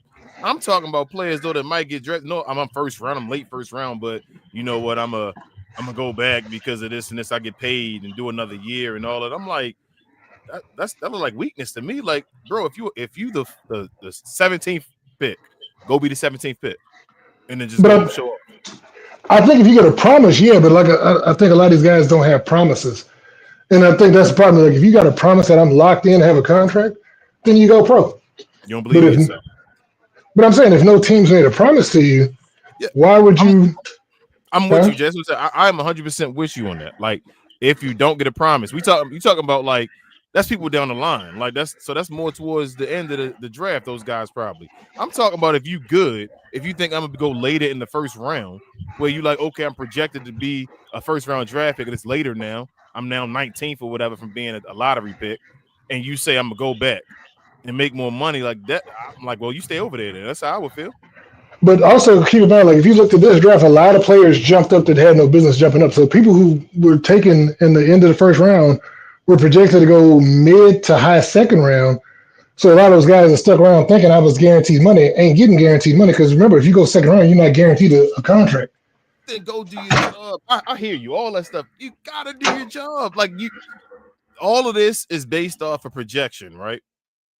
If you nice, then projection don't matter because you gonna move. You nice. You feel me? Like, it didn't matter that Jalen Brunson was picked in the second round. He was nice. He shouldn't have went and left and went somewhere else. He should go get an NBA so he can show his skill and be able to prove it and move up the ladder, move up the ranks. Like, when you run away from the dream, I don't know. I just feel differently. Like, you running away from the dream. That's what be your dream, and you're running away from it. So, but how many? Okay, so how many Jalen Brunsons we got versus how many? Was it whatever that dude right the fourth? Then they should be over there. Lonnie, whatever his name is, but he should be over there. I'm talking about Jay. Like that. Then they're not them good of players. Then that's what I'm saying. Like, if you are really that dude, you're probably not gonna give up your opportunity. That's what I'm saying. Like, usually, I don't feel like those guys are probably going to run away and go do that and be the guys that's nice in the NBA. Because if you think you're going to be nice in the NBA, you're trying to get an NBA by any means necessary. That's how I feel from day one. No, I get you. And trust me, I understand. It's just, I'm saying though, because like I tell you, I've talked to a bunch of these guys, like people like Tajay Moore, who have ridiculous talent. Remember Tajay Moore? Mm-hmm. Mm-hmm. Tajay Moore is a bucket, and he's a highlight. He's a human highlight film, but could never catch on. So that may be a mentality. I don't know, but you know, he didn't catch on. So no disrespect to Tajay. Like you say, you know him and all. He bust my ass and all that, but he ain't catch on. Like he ain't that dude. I don't mean to say it like that, but he's not that dude. So you keep it moving. If you're not that dude and you understand that and you actually want to talk about it, then you make that move. That's a decision that guys going to have to make now. They're going to have a real conversation with themselves and say, I'm not that dude. I need to just go make money right now and stop playing with the NBA. I got you. But if you really think you that dude in the NBA and you run away from the NBA, that's not a good look. No, I feel you. I feel like I say, I think they do need to do something though, because it used to be a no-brainer. Like I said, if you stay in college, you don't make any money. But now, when you could be in college making $6-7 million a year, I mean, you know what I mean? It's like, yeah, or I can go be a rookie making 1.2. Okay. You know. But yeah, let's try to get to the next segment here, y'all. Well, forgot to show some love to sponsors of the channel, yo. This I Was Told segment is brought to you by the folks over at FANATICS.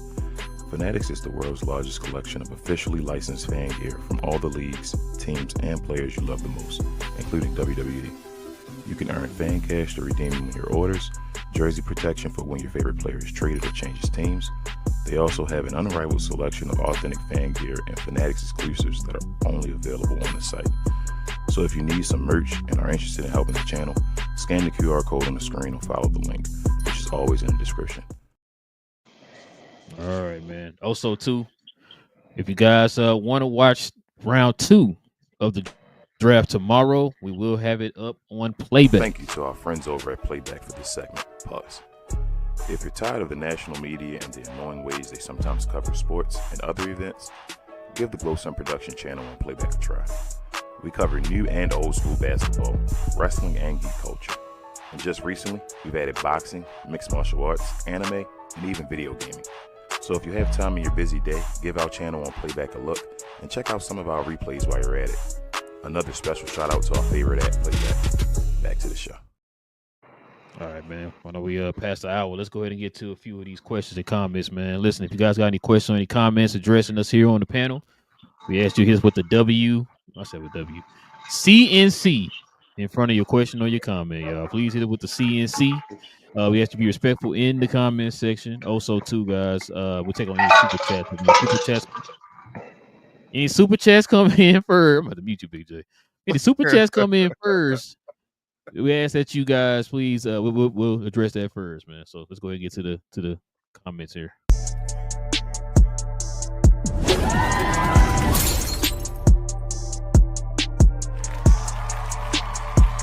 Sponsored by True Classic. The most interesting customer came into True Classic today. A young man came in right when the doors opened and said he had a job interview in just 30 minutes. The challenge, or so he thought, he had about $150 to work with.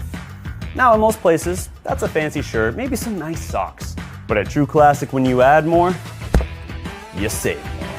So not only did I set him up with a pair of our 4-way stretch chinos, not only did I set him up with one of our white button-down shirts, I even helped him complete the look with one of our coach's jackets. All for just $130. So he found his fit, looked great for his interview, and I'm pretty sure he got the job too. That's true value. All right, what we got, King? Let's go. Shout out to Cuz. He's a Glow Yard member. He said, does Brooklyn have enough picks to go after Giannis? I don't think after making the picks and on now, probably not. Yeah, but say after making the picks on yeah, at the time they did. Before they may have, but it's done now, probably, Rich. Let's see. What up, Lock? I see you. Check out Lockbox ENT, y'all. He says salute. Appreciate you, Lock. Appreciate you. Let's see. Rich is a Glow Yard member. He says Khan is still better than JJ and the other. So he's saying Conway better than JJ and Bojan. That's what Big J was saying. And Salam said, yeah, I'd flip that worst case scenario with Bogdan. He's saying he can hoop. Yeah, I really can't wait to Summer League. Yeah. Richard says he's better than both Bogdans. Yeah, I was looking. I found the comps. The comps I've seen for him were, like I said, they're a little all over the place, but for Khan, I saw Wally Serbiak was one. I mean, Wally legit. I wouldn't have picked him with the 4th pick, but Yeah, I wanted to pick Watt at the 4th pick. Chris Good. Mullin. What about Matt Harper? Not with So they had said Gordon Hayward, Wallace Serbiak, Luke Kennard. Like I said, sound like a role Evan- player. It sound like he might be an That's what I extreme was role thinking player of. that make it a That's what I was make it thinking a of. star. now Chris Mullin though. Chris Mullin's all the fame, right? No. Yeah, Chris Yeah. Mullin is legit, but the other guys sound like guys That's the that high make it end. an all-star. Yeah. Yeah. But let's see. We got Melissa in the building. She's a Glow Yard Hey, member. Melissa. What up, Melissa? And a Knicks fan. Got Ginwill, or is it Jimwill or Ginwill? I'm gonna say Ginwill. Correct me if I'm wrong, but he says if Embiid retires right now, is he a possible Hall of Famer? That's my trash take. Yes, he is. Yeah, First he ballot, is. He I is. think. And you got to make it past the second round of the playoffs to be in the Hall of Fame. So he got past the second round Olympics. He said so. He Nah. got that gold medal. Shout out to Rob, man. He says, I know y'all happy because you got Cooper, but what in the blue hell did the Nets do tonight with those 5 picks? WTF. LOL, I pray somebody hit out of the 5. Oh, somebody hit out of the 5. I got you. Yeah, that's what I was saying to Reg earlier. Like, y'all made the picks. I don't think not with those picks, getting Giannis. 3 point guards? Everybody would. Yeah, I think so. Yeah. Like I said, 3-point guard. I'm not gonna judge you yet, Rob. I'm gonna wait to see what y'all are trying to do. That's what I'm gonna do. I know it's confusing right now. Let's just wait and see. I mean, I'm not a Brooklyn Nets fan, so it's easy for me to say that. I know you probably different, thinking like, no, I want to know what's going on with these picks because they don't make any sense. But we'll see, man. We'll see. And Jim will either or. It says Lonnie Walker. That's what I was thinking. Was that what you talking about, Big J? Yeah. We said the 4th and all that. Lonnie Walker, right? Yeah. Lonnie Walker. Yeah. I said Lonnie. I couldn't think of his last name. He also says we couldn't get Trey Johnson or Jeremiah Fears or Bailey. OMG, LOL. Hope Agar Denim is the real deal. It's funny because once Ace got drafted, once Ace got drafted, Rob was in playback. Rob saying, "Oh yeah, sorry, Rob." I said sorry, Rob, and sorry, Demond, because Demond wanted Ace Bailey too. He hears some rumors that Atlanta was going to try to move up, and that's what he was going to try to get. Sherwin says Brooklyn Nets drafted 2 players. I had as sleepers, Danny Wolf and Drake Powell. I had some stuff. Hey, shout out to Sherwin, man. Blowing tears in the building. Danny Wolf is going to be, and Ben Seraph. Both of them could be underrated. Let's see. They said we got nothing to do in that. They say any better than Giddy. They talk to each other. Let's see. Melissa says making less as a rookie in the NBA than overseas is only temporary investment if you can play because the big bucks is here. Exactly, Melissa. There you go. You get the game as quick as you can to make the bucks. That's the investment if you really believe in yourself. But let's see. Steven says, wait, are you guys still Mavs fans? Haven't been here in a minute since Jimmy Powell was cooking. you gotta, Steven, you gotta go back and watch the shows, man. Yeah, you better go watch them shows, man, and see what we're doing. But we still cover all the teams, man. It don't matter what type of fans you are. Big J, a Mavs fan. He's the #1 Mavs fan. Hey, we got Robin here. He's a Brooklyn Nets fan. We got Melissa. She a New York fan. And look, Gimwell says it's my first time here, and I'm a Heat fan. Shout out to my brother. Shout out to Travis. He a Heat fan as well. He says I'm fairly happy with the Kasparis pick. We could have traded it and amount again for nothing. Wait, hold on. Who they get? Kasper Jakochonis. Yeah. What was this team play? He's a point guard. Point guard. Yep. He's from Lithuania, but he played in Illinois. Yeah. Who was that? He needed a point guard. Who was the black French dude that played in Slovenia? Oh, you talking about Johan Barnier? Yeah, he gonna be Luka Fuchsia center. That's what it look like. Nah. He gonna play with him over in Slovenia, right? And he eventually played with him on the team? No. He's French, so he probably played with the French national team. He was playing professionally for Slovenia. Slovenian team. I thought he was okay. I thought his family was French. So he don't have dual citizenship. Okay, I thought he was like from Slovenia, like maybe French, but moved to Slovenia and all that. Okay. No, he's a soccer player. He converted to basketball when he couldn't fit his shoes anymore. Gotcha. So he just like 3 years ago. He just went and played ball in Slovenia the way Luka played ball in Spain. Yep. Got you.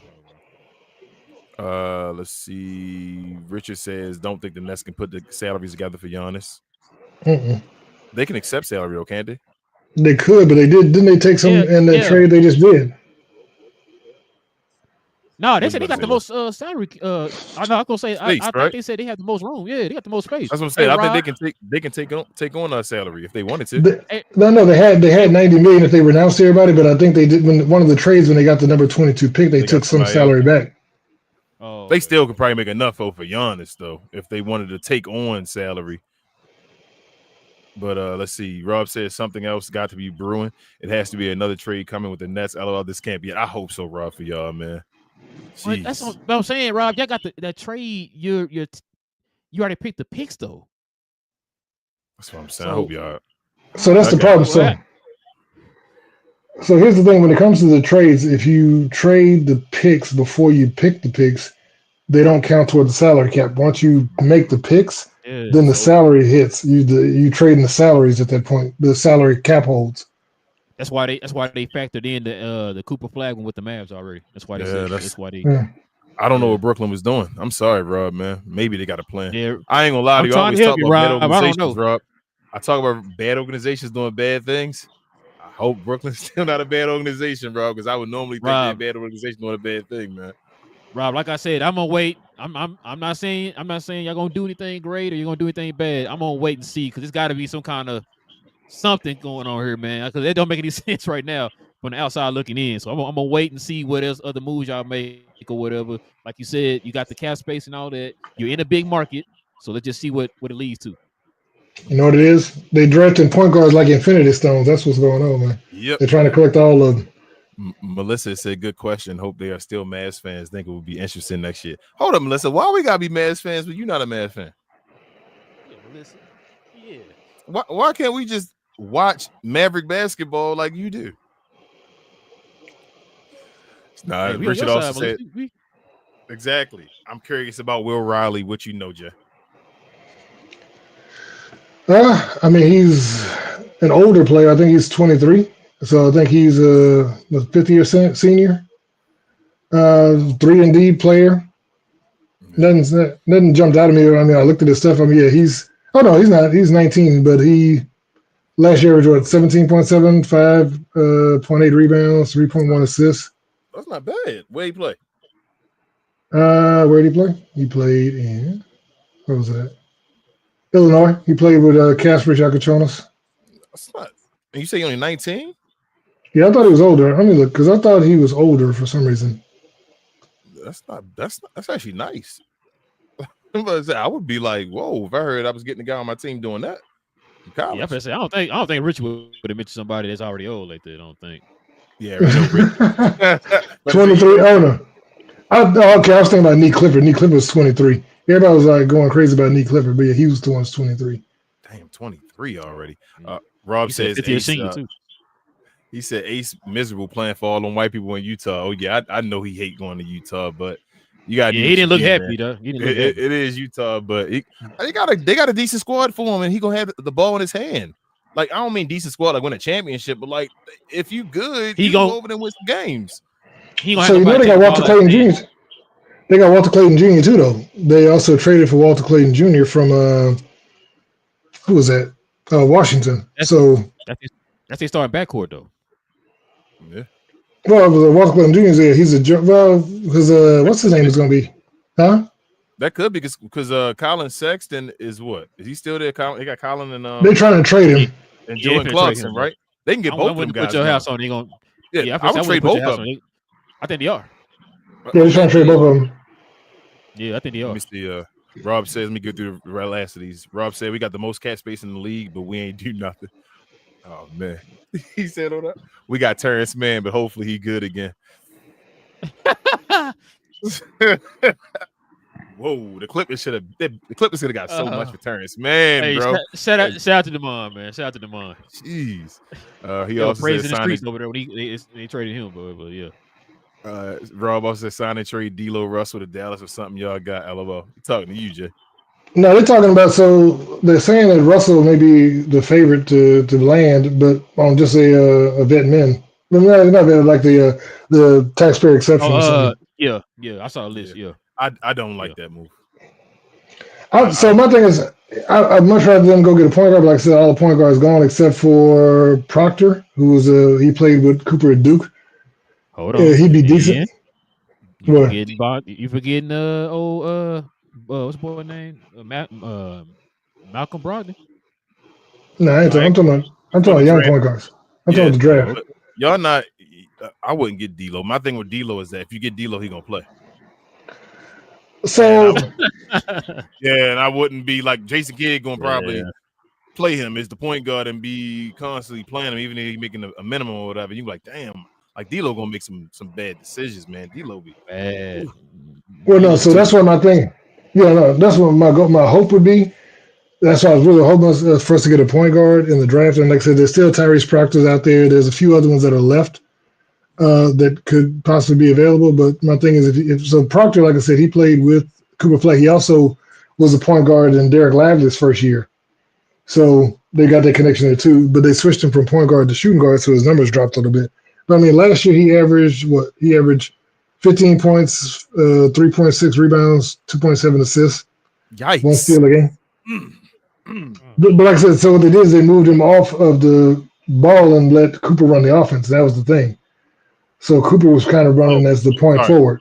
That's the guy. I thought you were talking about D'Angelo Russell. I'm sorry. No. I thought you were talking about 2 assists. I'm saying, whoa, what? No. Tim Hardaway numbers. I said that's enough. I don't need any more.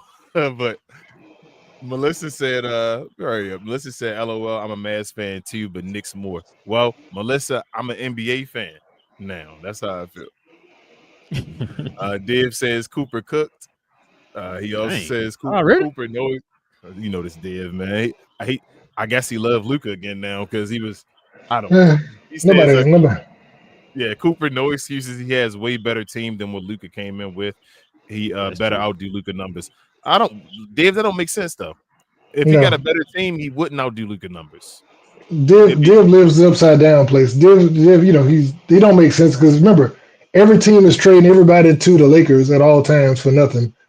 And so, don't worry about Div. I heard the Lakers looking for Clint Capella, man. Ugh. I heard that. Yeah, they said they may use a. What's that saying? Beggars can't be choosing, man. Yeah, man, not Clint Capella. I'd run back. I'd run down Connect to 5 before I go get Clint Capella, bro. Signing for the big men, bro. Yeah, hold Rim running big. Yeah, not anymore. You said what he used to be. Sherwin says net fans Danny Wolf will become a 2010 and 5 guy. Big dude can handle like a god. He said Kevin Garnett. No, he is. So Danny Wolf, last year averaged 15.6 points, 11.5 rebounds, 4.2 assists, 1.6 blocks, 1 steal. I think he shot 35% from the 3. Is that like Derek Queen as well? Huh? Is that like Derek Queen as well? No, so Derek Queen is more.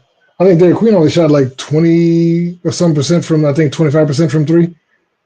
So Derek Queen averaged 19.6, 10.6, 2.2 assists, 1.3 block, 1.3 steals.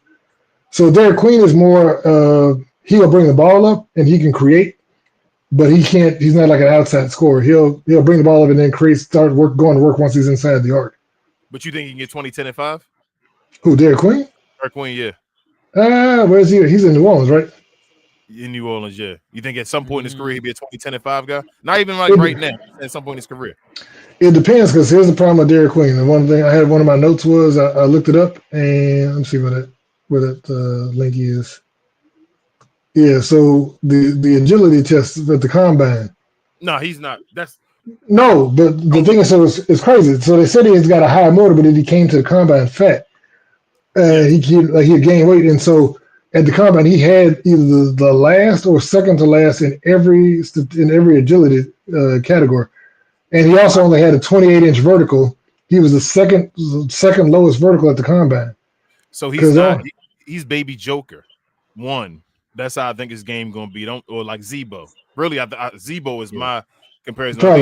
Like Zebo, but I wouldn't. Like, I'm worried about him being in New Orleans as well. As soon as he got drafted in New Orleans, I said, damn. Derek Queen already a bigger guy. Like, I'm being dead serious. Like, he already is a bigger, like, guy and all that stuff. I'm like, bro, if he down there, in New Orleans down there with Zion and them too, and eating that food, man. No, dude, Zion gonna take him to the restaurants. Zion gonna show him all the spots where to get the po' boys and the beignets. You more than that. He gonna show you. Zion gonna. When you get that first check, come talk to me. I'm gonna show you where they at. Hold up. I want to finish. L, what up? She's a Glow Yard member. She said Behringer played for my Slovenia basketball team. KK, what is it? Seta Vita out of Ljubljana. I didn't even know he was eligible for this. He really good. Yeah, he's the second youngest player in the draft. He was 3 days. The second young. He was 3 days older than Cooper. Let's see. Gimble said I got to ask as well about this notion that Bam is out during this offseason. What are your thoughts? I don't know, man. I don't know what Miami doing. I don't know. Oh, you talking about out like traded? Yeah, I don't know. I heard some rumors. I heard some rumors. I heard rumors too. I heard about LA too. I was saying about LA with that one and all that. But I'm not saying they're gonna get it, Jay. I'm just saying I've heard in the rumors they talking about Bam in LA or something somehow. If you say that again, somebody gonna pop back up in the chat. So you need to go on. I'm sorry. Richard said I'm scared for Luka. LOL. They can go after Rob Williams. Cheap contract, cheap body as well. Rob got traded. He did. He got traded tonight. He got traded. Oh, you talking about Wait, which one? Rob, we talking about Rob Williams from Charlotte? No, the third. No, that's Melvin. You're talking about Mark Williams. Mark Williams, ain't it? No, okay. No, he's still there. Hold on. I don't know why we talk. Mark Williams got traded for what was it? 2 first-round picks. Well, but Mark. So here's the thing. So Mark got traded to Phoenix, and then Phoenix went and drafted Malawach. So they may be putting together. They're doing the double big like Dallas. They are, Jake. But hold on, that's not the point. What did Mark Williams get traded for? Before I can get off this show, like I want to end the show. But I think I read it, but my phone died, so I can't. Read it, I believe it was it 2 first-round picks? I don't think so. I think it was one in this year, right, and then one for a future one. I thought it was like a swap this year and then one future one. I thought they swapped. Either way, this dude got more than Luka Doncic. Bro, for Mark Williams. What I tell you, bro. For Mark Williams, everybody's trade gonna be more. For Mark Williams. So, look, Phoenix. He went to Phoenix. Yeah, he went to Phoenix. Like I said, Phoenix got him and Malawach. And he got now Phoenix win. Who? I ain't gonna read Rob's comment. They got both for the ex Charlotte centers. Yeah. Yep, they did get Nick Richards last year. Dave says, King, seriously, if Cooper is that guy, you don't think he should have better rookie season than Luka rookie season? So, not as far as the numbers, because he's not doing as much. He has a great team around him. Who was comparable to Kyrie Irving or Anthony Davis when Luka got to the Mavericks? Dirk. Tim Hardaway. Hell no, Dirk wasn't. Dirk was. Yeah. Tim Hardaway and Kyrie was on the same level, bro. Let's see, which tells us Gimble said, which tells us more that the Luka trade was a call from above. And Sherwin said the 29th pick and a future first. Yes, he did. I thought that's what Mark Williams got. The 29th pick and a future first round pick for Mark Williams. That's crazy. Well, Mark Williams. That's crazy. Phoenix better have. Phoenix think they got Gafford and Lively on their team now, bro. I mean, don't you do that. I don't know. So if they drafted they did draft old boy, right? With number 10. Yeah, they drafted Colin Malawach. So they got I can tell you his comp is probably Lively. He's a 7'2" that rim running dunker. And then you got the dude that was started in front of Derek Lively at Duke. I mean, they need a point guard, right? That's the thing. That still don't make sense. They should have got a guard, but did they? Point guard still early. Yeah, it's still early. Right? But that's. I mean, but yeah, we already over an hour and a half, man. Listen, guys, we definitely appreciate everybody rocking with your boys again, man. We appreciate the activity too, man. In the comment section too, y'all. We definitely appreciate y'all, man. Listen, if you guys are new to the channel, if you're into NBA conversations like we had here today, please do us a favor, hit that subscribe button if you're new. Also, to everybody, hit them likes for us tonight, man. Help us get that algorithm up tonight. That would be much appreciated. Also, too, follow us on our other channel, Cap and Crown Clips. Well, we have the short versions of the show on that channel, guys. We're still trying to get that channel going, so we definitely would appreciate, man, if y'all help us grow that channel too. Also, too, follow me on my other, me and Big J on our other channel, Cause We Geeked. We talk about all things in the geek culture involving movies and television. I don't know what we're talking about. We don't know what we're talking about this Saturday, y'all, but y'all can follow us. Join us Saturday. We have shows every Tuesday evening and every Saturday morning, y'all. So join us over there for all geek culture things involving movies and television. Kings, everything I'm forgetting, man. Share more. Share, y'all. I know we pushing for time tonight, but follow me on my other channel as well. We Talk Combats. We have shows every Sunday afternoon around 2 or 3 p.m. We talk all things sports, entertainment, and combat sports as well. Yeah, just follow us to help us get to our next goal of 500 subscribers. Appreciate y'all. And that's it. We'll see y'all again over here on Friday for the members and Monday for the next show. Yes, sir. And like I said, you'll see me and Big J on Tuesday, man, for the next episode of Cause We Geeked, man. So y'all can join us over there too. Big J, you got anything you want to say before we roll? No, I'm gonna go to sleep. I've been up doing this draft all day. Hey, you gotta follow us over there, man. Follow us at Cause We Geek, man. Talk about all that stuff. You might need to watch the trailer, Big J. I did. Also, Cap and Crown clips. Follow us over there, y'all. If you want the condensed versions of the show, shorts or whatever, we have them over there. Or clips, I should say, not shorts, really. Clips. Clips, yeah. But all right, man. Listen, with all that being said, guys, it is your boys Relle and King of Cap and Crown, guys. We got our guest, Big J. We will be back here on the members for Friday morning, and for everybody else. Oh, sorry, we didn't do the members, did we, King? You want to become a member of the channel? You can hit that join button right there next to the subscribe button, man. If you want to become a member of the channel, we have our shows every Friday morning, man, for the members. So join us here on Fridays, y'all. But yeah, so with all that being said, man, we will be back here on Monday, y'all. We'll have another show on Monday. For the members, we'll see you on Friday. Everybody else, follow us on Cap and Crown. Follow us on Cause We Geeks and follow us on We Talk Combat, y'all. With all that being said, man. Okay. Cap and